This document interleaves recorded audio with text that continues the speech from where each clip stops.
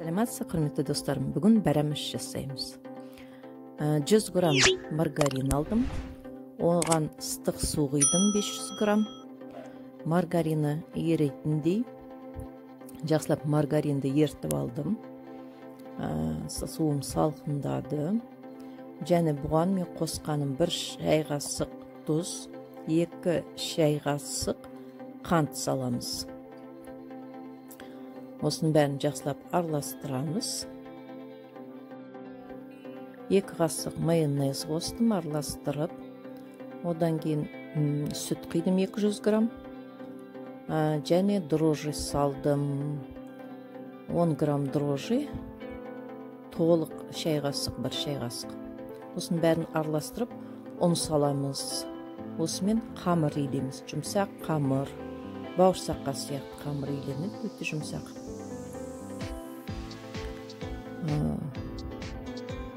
Қамырымызды жақсылап илеп аламыз.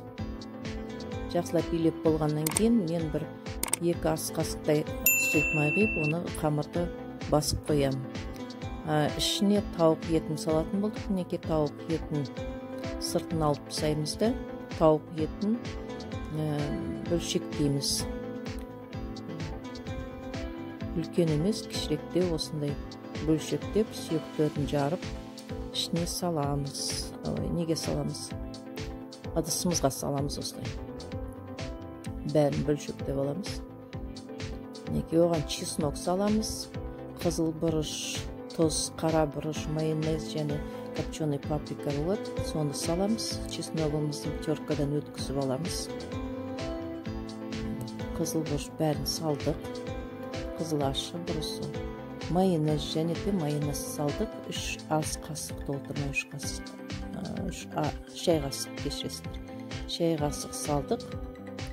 Осының барлығын араластырамыз енді. Осыны араластырып, біразға қоямыз. Өз дәмін алатындай, тұзы, бұрышы бәрі жақсы болатындай қоямыз. Оған дейін біз картошка, пияз, сәбізді тураймыз. Картошканың бәрін сатып тураймыз. Не осылай тураймыз картошкамызды. Бәрін турап қоймыз. Және пиязымызды міне осылай 2 бөліп, осылай тураймыз, сақтап тоже. Және сәбізімізді сақтап тураймыз.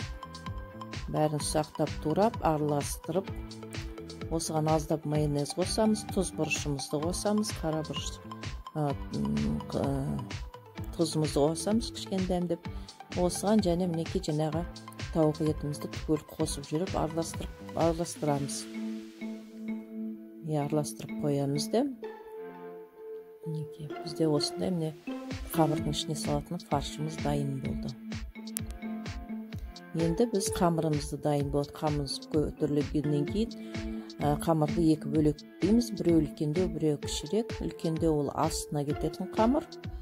Оны қамырды жақсылап басып аламыз.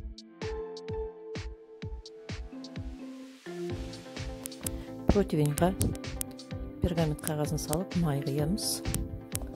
Нанымызды жайып, қатты жұқа қылмаймыз. Нанымызды противеньға салып, жан-жағын ондап аламыз. Шетін бәрін ондап толтырамыз противень ішін, және ішіне фаршымызды саламыз. Үстіне жұқалап қамырымызды жайып, үстіне салып, жабыстырамыз жан-жағын барлығын. Бәрін жинастырамыз. 180 градуста духовкада 1,5-2 сағаттай піседі. Мінеки осындай бәрәміш болады. Ас болсын.